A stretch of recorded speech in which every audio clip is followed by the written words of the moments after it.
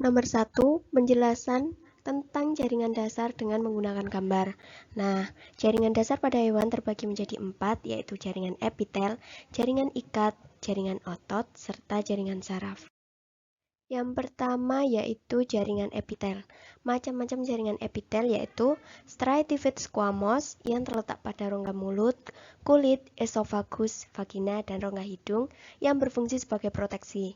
Lalu kedua, simple squamous yaitu terletak pada pembuluh darah, glomerulus, ginjal, limfa, alveolus paru-paru yang berfungsi sebagai memproses.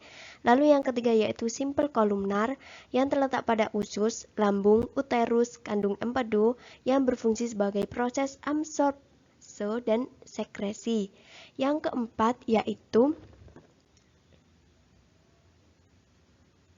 pseudostratified ciliacid columnar yang terletak pada laring, bronkus, oviduct yang berfungsi sebagai proteksi, proses absorpsi dan sekresi.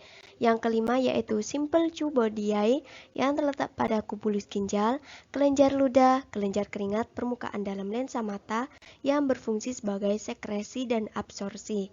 Yang terakhir yaitu basement membrane yaitu terletak pada uretra, anus, faring, membran mukosa yang berfungsi sebagai proteksi, proses absorpsi dan sekresi.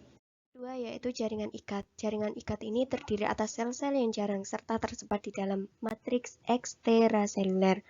Jaringan ikat ini dibedakan menjadi 6 jenis jaringan, yaitu jaringan ikat longgar, jaringan adiposa, jaringan darah, jaringan ikat padat, jaringan tulang rawan, serta tulang. Yang ketiga yaitu jaringan otot, yang terdiri atas berkas-berkas sel panjang yang disebut dengan serta otot. Pada umumnya, jaringan otot ini dibedakan menjadi otot rangka, otot jantung, dan otot polos, seperti gambar di samping. Jaringan saraf yang berfungsi dalam pengintegrasian stimulasi dan mengontrol respon dari stimulus-stimulus tersebut. Unit struktur dan fungsional jaringan saraf adalah sel-sel saraf yang disebut dengan neuron. Badan sel mengandung inti sel yang berada di dalam tengah dan berperan sebagai tempat pemeliharaan semua bagian sel saraf agar dapat menjalankan fungsinya dengan baik.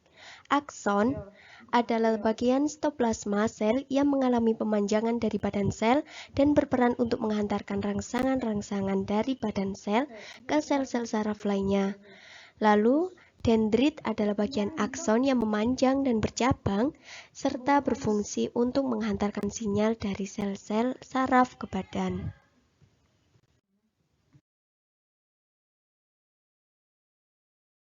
Kedua yaitu pemecahan glukosa pada sistem pencernaan hewan. Nah, suatu proses pemecahan glukosa yang menjadi dua molekul asam pirufat dan menghasilkan ATP suatu NADH, masing-masing dua disebut glikolis. Glikolis ini yaitu tahap pertama dari respirasi aerob yang memproses glukosa menjadi energi yang terjadi di sitosol. Pada tahap ini, glukosa yang awalnya gula dengan karbon yang akan diperoleh menjadi struktur glukosa yang lain. Glikolisis pada hewan itu substratnya glukosa saja atau monoskarida. Berikut adalah peta konsep jalur tahapan glikolisis pada hewan.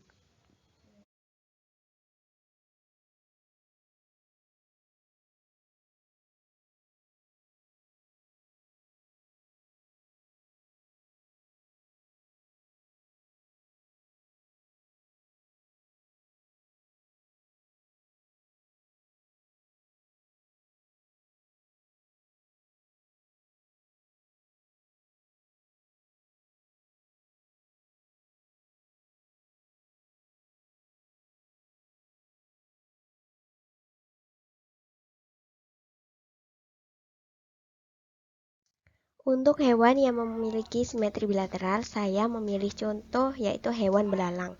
Karena jika diambil dari garis memotong dari depan ke belakang, maka akan terlihat bagian tubuh yang sama antara kanan dan kiri.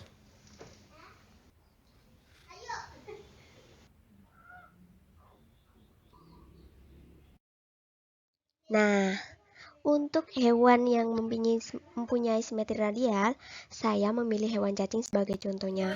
Karena jika diambil atau dibagi dapat jadi bagian yang sama dengan lebih dari dua bidang yang melewatinya.